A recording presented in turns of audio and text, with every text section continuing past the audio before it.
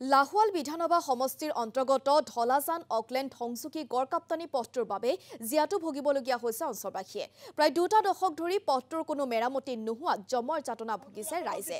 2023 চনৰ মে মাহতেই এই সদাব্যস্ত পথটো পুনৰ নিৰ্মাণৰ বাবে আধাৰশিলা স্থাপন কৰা হৈছিল যদিও আজিলৈকে পথটোত নপৰিল এটাও শিলগুটি। কিশোৰ দাস নামৰ ঠিকাদাৰজনৰ ময়মতালিৰ বাবে হাৰাশাস্তি ভুগিবলগীয়া হোৱাৰ অভিযোগ উত্থাপন কৰিছে ৰাইজে। উপায়হীন ক্ষোভিত ৰাইজে সাংসদ আৰু বিধায়কৰ বিৰুদ্ধে এনেদৰেই প্ৰতিবাদ সাব্যস্ত কৰিছে। আৰু এই সন্দৰ্ভত আমি সবিশেষ জানিম আমাৰ সাবুৱাৰ সাংবাদিক বিশ্বজিৎ ফুকনৰ জৰিয়তে। কেন্দ্ৰীয় মন্ত্ৰী ৰামেশ্বৰ তেলী মুৰ্দাবাদ ধ্বনিয়ে এতিয়া উত্তাল হৈ পৰিছে ঢলাজান আৰু অকলেণ্ড সংযোগী পথত। কিয়নো যোৱা 3 মাহৰ পৰা এই পথটোত নিৰ্মাণৰ নামত দুয়োকাষে মাটি পেলোৱাৰ ফলত এতিয়া পথটোত এতিয়া এক পথাৰসদৃশ পৰিৱেশৰ সৃষ্টি হৈছে, যাৰ ফলত কেইবাখনো গাঁৱৰ ৰাইজে লগতে এতিয়া বিদ্যালয়লৈ পৰীক্ষাৰ্থীসকলে ছাত্ৰ ছাত্ৰীসকলে পৰীক্ষা দিবৰ কাৰণে যাবৰ বাবে যথেষ্ট অসুবিধাৰ সন্মুখীন হ'বলগীয়া হৈছে।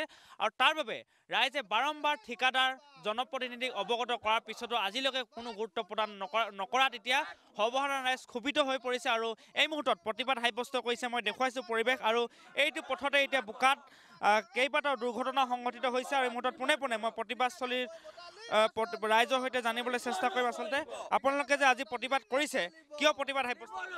চাওক, এই ৰাস্তাটো মানে বনোৱা মানে যেতিয়া আধাৰশিলা স্থাপন কৰিছিলে 2023 স্থাপন মানে আধাৰশিলা স্থাপন কৰিলে, কিন্তু সেই ঠিকাদাৰজনে এই নিজৰ ময়মতালিতে কেতিয়াবা মাটি অকণমান পলাই ক'ৰবাত কেতিয়াবা ৰৈ দিয়ে, শুই থকা শিয়ালৰ নিচিনা ধৰি লওক।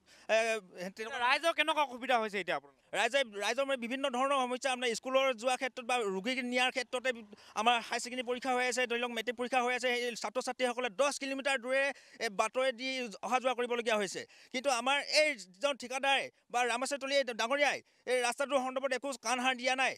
এতিয়া আপোনালোকৰ ইয়াত এতিয়া পুনৰ নিৰ্বাচন আহি আছে, এতিয়া ৰাস্তাটোত এতিয়া মানুহ যাব নোৱাৰা পৰিৱেশ, সৰ্বসাধাৰণ ৰাইজো যাব নোৱাৰাতে দেখিছোঁ বহুতে বাইক চাইকেল ঠেলি যাবলগীয়া হৈছে। পথটো নিৰ্মাণ কৰাই নাই, আপোনালোকৰ 20 বছৰমান এনেকৈ আছে, আপোনালোকে এইটো অৱস্থাতে হয় 22 বছৰ এনেকৈ আছে, এনেদৰে আপোনালোকে অহা যোৱা কৰি আছে। কিন্তু পথ নিৰ্মাণৰ নামত আকৌ মাটি পেলাই যিটো অৱস্থা কৰি দিছে, এতিয়া মানুহটো খোজকাঢ়ি যাব নোৱাৰে।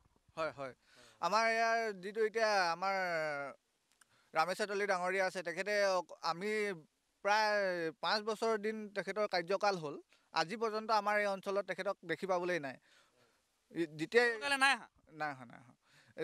যেতিয়া ইলেকশ্যন এতিয়া আহি আছে, এতিয়া হয়তো 2-3 মাহৰ ভিতৰত আহি তেখেতে আমাৰ ভোট বিচাৰি আহিব।